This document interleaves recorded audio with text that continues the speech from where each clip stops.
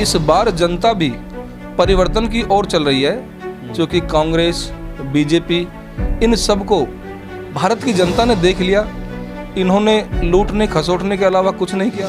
आज पूरा देश आदरणीय बहन कुमारी मायावती जी की तरफ देख रहा है, बहुजन समाज पार्टी की तरफ देख रहा है। एक उम्मीद और आश जो बहुजन समाज पार्टी से लोगों को लगी है, वो आपने देखा होगा।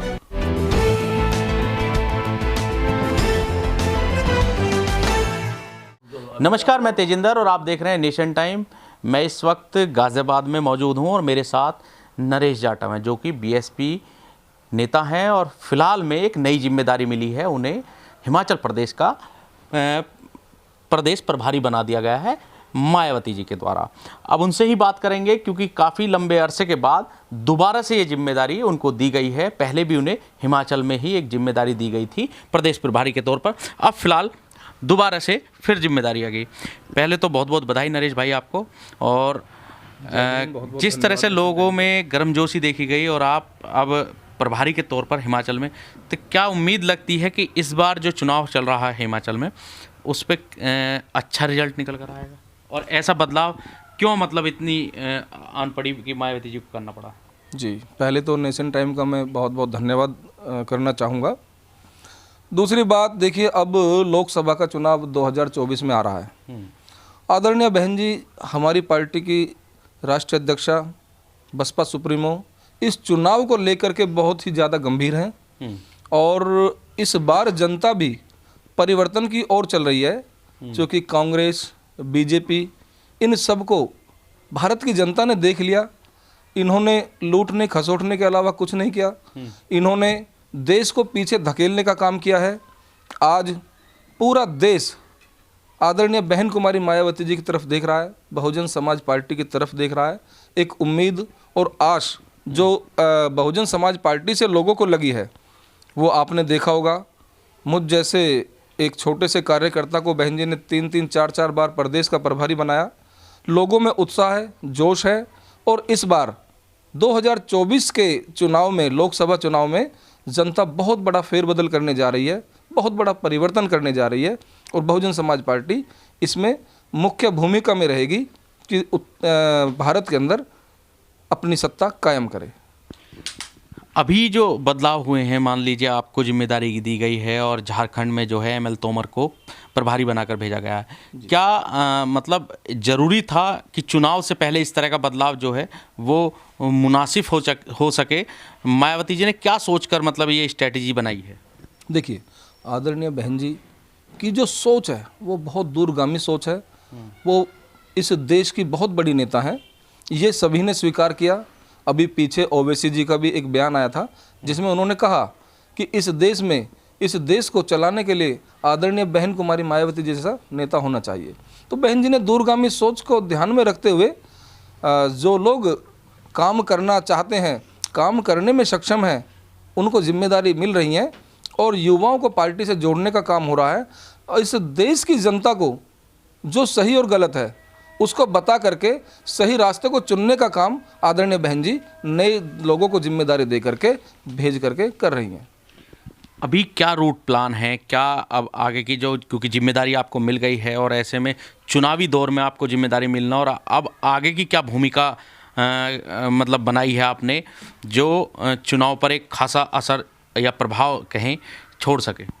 देखिए, पहला काम जो भारतीय जनता पार्टी ने इस देश को पीछे धकेलने का काम किया है, हिंदू मुस्लिम की राजनीति पैदा करने का काम किया है। लोगों को, जो गरीब लोग हैं, परेशान हैं, नौकरियां नहीं हैं, लोगों को घर मकान नहीं है, आज जो हमारे देश की अर्थव्यवस्था है वो चरमराई हुई है, ये हमें जन जन तक पहुंचाना है, जन जन को बताना है। और हमारी जो आगे की रणनीति है वो यही है कि इस देश के हर वोटर को, युवा, बुजुर्ग, महिलाएं, सभी को पार्टी से जोड़ करके पार्टी की जो विचारधारा है बाबा साहब डॉक्टर अंबेडकर जी की और मान्यवर साहब कांशीराम साहब की और आदरणीय बहन कुमारी मायावती जी की जो विचारधारा है वो जन जन तक पहुंचाने का काम करेंगे और इस देश को विकास की ओर ले जाने का काम करेंगे। इस देश को, जो पहले इसको भारत को सोने की चिड़िया कहा जाता था, पुनः सोने की चिड़िया बनाने के लिए इस देश के हर एक जन जन का उसमें सहयोग सहयोग होगा, जन जन का उसमें सम्मान होगा और इस देश को पुनः मजबूत स्थिति में ला करके खड़ा करने की एक हम प्रयोगशाला में तैयारी करेंगे। कुछ लोग सवाल भी उठा रहे थे, बीच में पदमुक्त हो गए थे आप और घर पर ही थे, तो ऐसे में लोग सवाल भी उठा रहे थे कि अब कहीं जाएंगे, अब कहाँ जाएं, कयास लगातार लगाए जा रहे थे तमाम पार्टियों को लेकर। तो क्या मतलब विचार था, क्यों मतलब ऐसा रहा कि आपको घर पर ही मतलब रहना पड़ा, या ये मान लीजिए पार्टी के उसमें ज़्यादा एक्टिव नज़र नहीं आए? देखिए, आदरणीय बहन जी जब जिम्मेदारी देती हैं तो हम लोग पीछे नहीं हटते हैं, लेकिन हमारी पार्टी में एक प्रोटोकॉल है, हमारी पार्टी का जो एक विचारधारा है, चूँकि यहाँ पर सबको मौका मिलना चाहिए। हमारे जगह आदरणीय राजा राम साहब हिमाचल प्रदेश को देख रहे थे, राज्यसभा के सांसद रहे हैं और राष्ट्रीय उपाध्यक्ष पार्टी के रहे हैं, तो बहन जी ने समझा कि आज इनको लगाएं, तो उनको लगाया, हमको फिर दिल्ली लगाया। कुछ दिनों के लिए बहन जी ने कहा आप थोड़ा आराम कर लीजिए, हमने आराम किया, लेकिन दूसरी पार्टी में जाने का तो सवाल ही पैदा नहीं होता, क्योंकि हम लोग बाबा साहब के सपने को साकार करने के लिए मान्यवर कांसीराम साहब द्वारा बनाई गई पार्टी बहुजन समाज पार्टी एक मिशन है। हम इसको छोड़ के कभी कहीं नहीं जाएंगे। हम घर में तो आराम कर लेंगे, लेकिन वो आराम नहीं होगा। हम अंदर अंदर से लोगों को जोड़ने का काम करेंगे, अपने समाज को जोड़ने का काम करेंगे, सर्व समाज को जोड़ने का काम करेंगे। ज़रूरी नहीं कि पद पर रहकर ही काम किया जाए, बिना पद के भी काम किया जा सकता है। अब आदरणीय बहन कुमारी मायावती जी को लगा कि भाई नरेश जाटव चट्टान की तरह पार्टी के साथ खड़े हैं।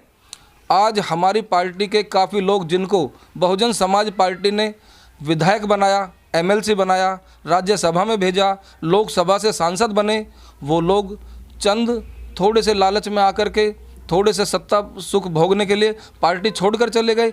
लेकिन जो मिशन से जुड़ा हुआ व्यक्ति है, मुझ जैसा व्यक्ति कभी पार्टी छोड़कर दूसरी पार्टी में नहीं जा सकता। हिमाचल प्रदेश कब जा रहे हैं आप?